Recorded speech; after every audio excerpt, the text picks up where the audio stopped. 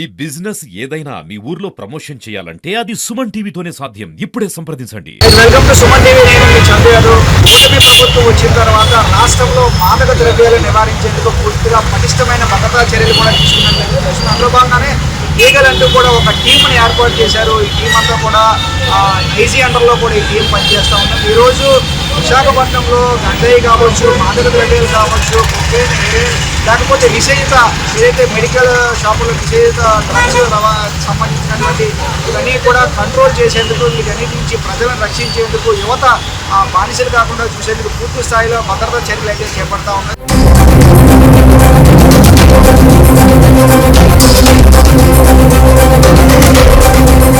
దీనికి సంబంధించి ఈరోజు మనం విశాఖ ఎంబీపీ సర్కిల్లో ఉన్నటువంటి కూడా ఒక మెడికల్ షాప్ ఉంది.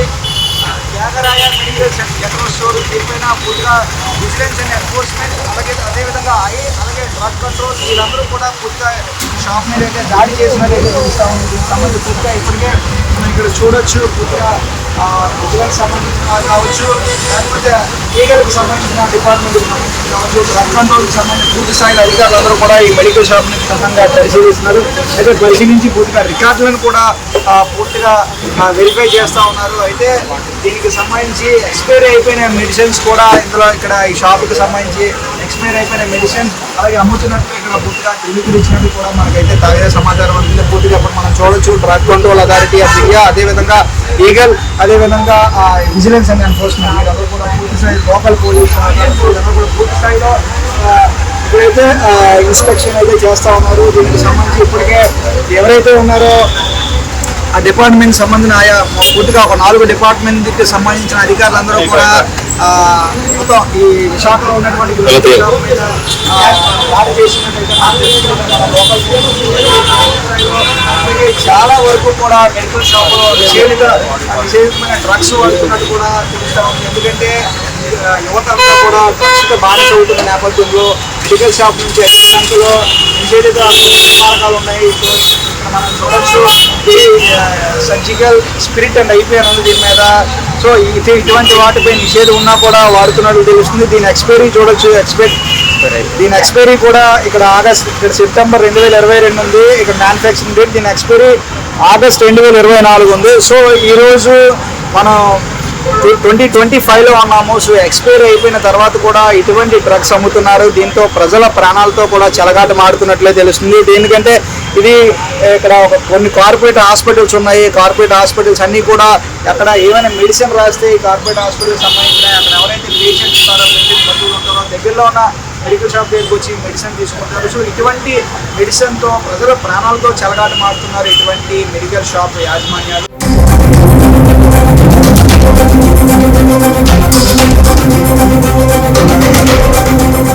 ఇప్పుడు రాష్ట్ర వ్యాప్తంగా జరుగుతున్న ఏదైతే ఉందో మెడికల్ షాప్ మీద కావచ్చు, ఇతరత్ర డ్రగ్స్ నిషేధించడానికి జరుగుతున్న దాడులకు సంబంధించి అసలు ఏం జరుగుతుంది, సో రాష్ట్ర ప్రభుత్వం తీసుకున్న ఏ విధంగా ఈరోజు ఎన్ని షాపుల మీద దాడులు జరుగుతుంది, ఇవన్నీ విషయాలు అడిగి తెలుసుకునే ప్రయత్నం చేద్దాం. విజిలెన్స్ అండ్ ఎన్ఫోర్స్మెంట్ సంబంధించిన ఓఎస్డీ ప్రభాకర్ గారు చెప్పండి, ఈరోజు ఎన్ని షాపుల మీద మనం దాడులు చేస్తున్నాం? ఈరోజు మెడికల్ షాప్స్ మీద మేము రైడ్ చేయడానికి రాష్ట్ర వ్యాప్తంగా జరుగుతున్నాయండి. దీనికి ఈరోజు చేయడానికి ముఖ్య ఉద్దేశం ఏంటంటే, మీకు తెలుసు మన రాష్ట్రంలో ఈ డ్రగ్స్ కి యూత్ అలవాటు అవుతున్నారు, బాగా డ్రగ్ ఎడిక్ట్ అవుతున్నారు, డ్రగ్ అబ్యూజ్ ఎక్కువ ఉంది. దీన్ని అరికట్టాలనే ఉద్దేశంతో ప్రభుత్వం తగిన చర్యలు తీసుకోవడం జరుగుతుంది.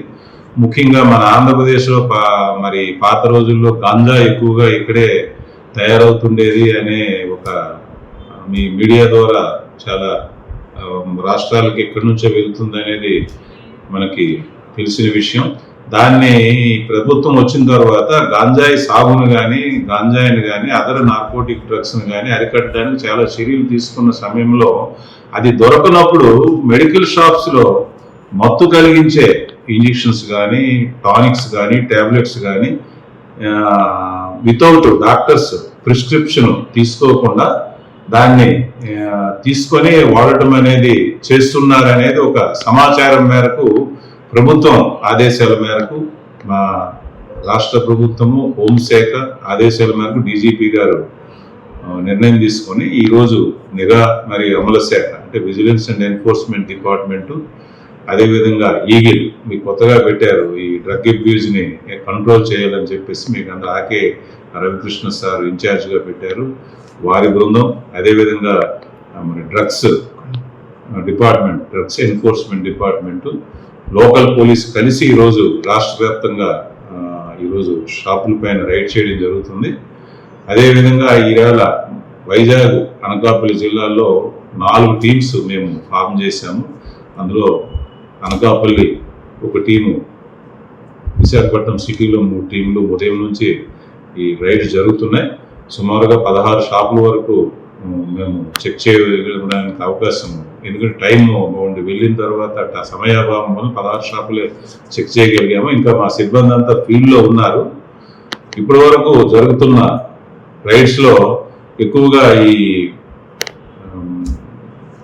ఎక్స్పైర్ అయిన మెడిసిన్స్ కొన్ని రూల్స్ ప్రకారం సపరేట్ చేసి ఉంచకపోవడం, తర్వాత కొన్ని స్టాక్స్కి అమ్మేదానికి సరైన రికార్డ్స్ రాయకపోవడం, ఇవన్నీ మాకు నిఘా శాఖలో వెరిఫికేషన్లో తేలాయి. ఇప్పుడు సాయంత్రం సమాచారం, గాజువాకలో ఒక షాపులో ఎక్స్పైర్ అయిపోయిన మెడిసిన్స్ ఎక్స్పైరీ డేట్ని కట్ చేసి కస్టమర్స్కి అమ్ముతున్నారనే సమాచారం వచ్చింది. ఇప్పుడు ఆ షాపులో వెరిఫై చేస్తున్నారు. ముఖ్యంగా మీ మీడియా ద్వారా మీకు అందరికీ తెలియజేసేది, మెడికల్ షాప్ వాళ్ళందరికీ డ్రగ్స్ అండ్ కాస్మెటిక్ యాక్ట్ ప్రకారము రూల్స్ పాటించి స్టాక్స్ ఏదైతే మీకు లైసెన్స్ ఇచ్చారో ఆ లైసెన్స్ కండిషన్స్ ప్రకారము మీరు షాప్ మెయింటైన్ చేసి ఆ కండిషన్స్ ప్రకారమే మీరు మెడిసిన్స్ తీసుకోవాలి. అనాథరైజ్డ్గా మీరు ఏ మెడిసిన్ తీసుకొచ్చినా, ఏ మెడిసిన్ ప్రిస్క్రిప్షన్ లేకుండా ఎవరికైనా బయటకి అమ్మినా అది తగిన చర్య తీసుకోవడం జరుగుతుంది. షాప్ లైసెన్స్లు కూడా క్యాన్సిల్ చేయమని రికమెండ్ చేయడం జరుగుతుంది. మరి నార్కోటిక్ డ్రగ్స్ ఏవైనా చట్ట ప్రకారం ఏమైనా షాపులో క్వాంటిటీ కంటే ఎక్కువ ఉన్న చట్ట ప్రకారం క్రిమినల్ యాక్షన్ కూడా తీసుకోవడం జరుగుతుంది. కాబట్టి అందరూ మెడికల్ షాప్ ఓనర్స్ ఎవరైతే లైసెన్స్ తీసుకున్నారో వారందరూ తగిన జాగ్రత్తలు తీసుకొని రూల్స్ రెగ్యులేషన్స్ పాటించి దుర్వినియోగం చేయకుండా, మందుల్ని దుర్వినియోగం చేయకుండా ఉండాలని చెప్పేసి మీ ద్వారా అందరికీ నేను తెలియజేసుకున్నాను. ఈ దాడులు అంటే ఈ రోజు స్టార్ట్ చేసాం, ఈ దాడులు ఇంకా ఎన్ని రోజులు కొనసాగే అవకాశం ఉంది? దాడులు అంటే మేము సమాచారము ఫీల్డ్లో పెట్టాము, ఇన్ఫర్మేషన్ అంటే మీ మీడియా ద్వారా కానీ, కొంతమంది సొసైటీ బాగుండాలనే కోరుకునే వ్యక్తులు ఉన్నారు. అటువంటి వారి ద్వారా కొంత సమాచారం తీసుకుని ఏదైనా షాపులో ఇరెగ్యులారిటీ జరుగుతున్నాయి, అక్కడ ఎక్కువగా ఈ మందులు విక్రయం దుర్వినియోగం అవుతుందనే సమాచారం తెలుసుకోవడానికి ప్రయత్నం చేస్తున్నాము. ఎప్పుడు సమాచారం మాకు వస్తే అప్పుడు మేము, ఇది ఈరోజు కార్యక్రమం కాదు, అది మేము ఎప్పుడు సమాచారం వచ్చినా ఎనీ టైం మేము షాప్స్ రైడ్ చేసి షాప్స్ పై చర్య తీసుకోవడం జరుగుతుంది. అయితే ఇక్కడ మెడికేషన్ వరకు ఓకే సార్, మెడికేషన్ అంటే ఎవరైతే బాగాలేని వాళ్ళు మెడికల్ షాప్లో ఎక్స్పైర్ ఐటమ్ కానీ ఇతరత్ర నిషేధిత ఉత్ప్రేరకాలు ఏమైనా ఉన్నా కూడా మనం యాక్షన్ తీసుకుంటాం.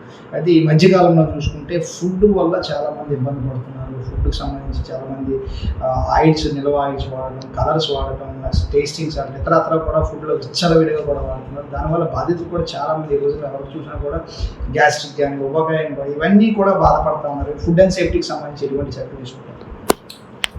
Food and safety food inspectors తో కొన్ని శాంపిల్స్ ప్రీవియస్ గా ఈ ఆఫీస్ నుంచి కూడా వాళ్ళని తీసుకొచ్చి ఎక్కడైతే మనకి కంప్లైంట్స్ ఉన్నాయో, ఎక్కడైతే ఎలిగేషన్స్ ఉన్నాయో ఆ షాప్స్ పైన ఫుడ్ ఇన్స్పెక్టర్స్ తీసుకొని వెళ్ళి దాడులు చేసి శాంపిల్స్ కలెక్ట్ చేసి ల్యాబొరేటరీకి పంపించి అందులో ఏమైనా ఇరెగ్యులారిటీస్ ఉన్నాయనేది చూడటం జరిగింది. ఇప్పుడు మేము కూడా ఆ రకంగా ఎక్కడైనా సమాచారం ఉంటే డెఫినెట్ గా ఫుడ్ ఇన్స్పెక్షన్ తీసుకొని వెళ్ళి దాడులు చేస్తాము.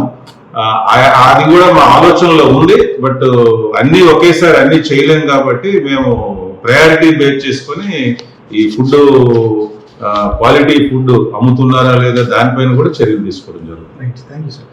సో ఇది ప్రస్తుత సమాచారం. ఏదేమైనప్పుడు కూడా రాష్ట్ర ప్రభుత్వం చేస్తున్నటువంటి ఏదైతే దానికి దాడులకు సంబంధించి పూర్తిగా ఈ దాడులు మరికొన్ని రోజులు కొనసాగే అవకాశం ఉంది. మాకు ఇన్ఫర్మేషన్ ఇస్తే తప్పకుండా ఎనీ టైం ఎక్కడైనా కూడా వెళ్ళి మేము దాడులు చేసే అవకాశం ఉంది. ఎందుకంటే ఇప్పటికైనా నిషేధిత డ్రగ్స్కి సంబంధించి మెడికల్ షాప్ యాజమాన్యులందరూ కూడా బాధ్యత తీసుకోవాలి. బాధ్యత తీసుకొని ఏదైతే ఎక్స్పైరీ ఉంటుందో ఎక్స్పైరీ మెడిసిన్ ఒక ర్యాక్ మెయింటైన్ చేసి ఎక్స్పైరీ అంటూ కూడా తెలియపరిచే లావాదేవీలు అట్లా కాకుండా సీల్ కట్ చేసి కానీ ఇతరత్ర నిషేధిత ఉత్పాదకాలు కానీ వాడినట్లు అమ్మినట్లు కానీ తెలిస్తే దానిపైన ఎట్టి పరిస్థితుల్లో కూడా 100% చర్యలు తీసుకుంటామని చెప్తున్నారు.